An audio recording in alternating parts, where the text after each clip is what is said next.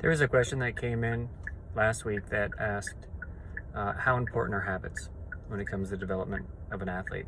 And I gave a very quick response to it that said that habits are everything. And I wanted a chance to talk about this a little bit more because I thought that it's a very good question. It's very applicable when it comes to athletes, but it's something that I've had a lot of personal experience with that has been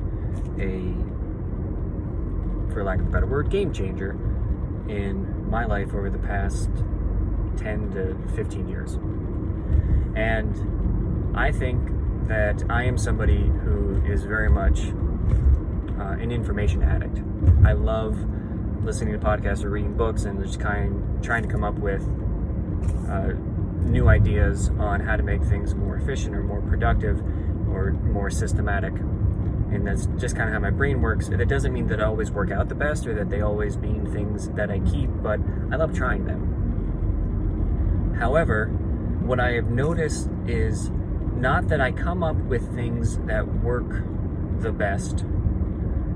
They work the best for me because I'm able to have an underlying habit.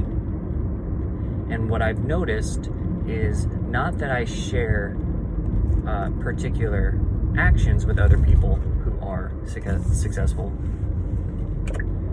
other practitioners or other athletes or other people that I admire, that I follow, but I notice that there is an underlying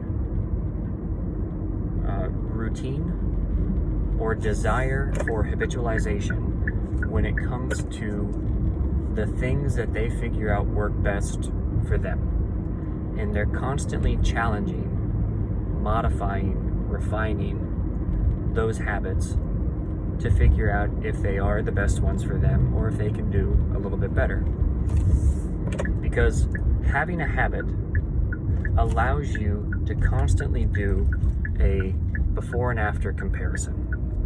And that before and after can have a multitude of time frames. You can do yesterday versus today, a week ago, a month ago, a year ago, 10 years ago. You can do comparisons on multiple factors at once. Like, how did I feel last month when I was doing 3 things versus this one thing? How did I do when I combined them into one? How did I do when I took one strategy out and put another one in? What happens when I took both of them out and just left them out? And all kinds of different ways of doing cross comparisons.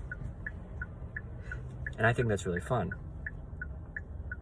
But even for people who don't find it as entertaining or fulfilling, understand that the body is incredibly good at adapting. And unfortunately, that goes both for good adaptations and bad adaptations. And one of those adaptations is the ability to become very efficient at not making decisions. Now, we can use that to our advantage and implement good strategies, which would then help us continually from day to day, from week to week. And we could also use that, or not use that, to our detriment and find ourselves repeating bad habits, subconsciously, which then have, negative cascading effects down the road that we're not even aware of. So we want to take the ability to adapt and the adaptation for higher efficiency to our advantage. Habits allow us to do that. When you have a habit of waking up at a certain time, you don't have to think about it anymore, and all the actions that go into waking up at that time. You go to bed at a certain time, you set your alarm for a certain time. That becomes a standard. That builds into, well, I'm going to work out when I wake up. Well, what do you have to do to make that happen? So for example, I don't drink a lot of coffee. I like to take caffeine pills because it gives me a better sense of how much I'm actually taking, like the exact dosage. It also just happens a little bit faster, and so I have my caffeine pill set out. I have a glass of water so that I wake up, I take that, I don't even have to think. It's there, it's done the night before. I have the clothes that I'm going to wear when I work out. I have the routine already figured out prior, so that when I wake up and I'm groggy because I have a very hard time waking up, just one of the long-term things that I've had to deal with when it comes to chronic fatigue and symptoms of narcolepsy. All of that's done. That habit is built the night before. I have a habit of listening to podcasts or reading articles at a certain time. I don't have to think about it. It's what I do. And so the aspect of learning, which is very important to me, I don't have to make a decision on that. It's been made now for years and years. Those things that are the most important to you should become effortless in the decision-making progress, so that you are actually doing those things which mean so much to you. And this goes for anything.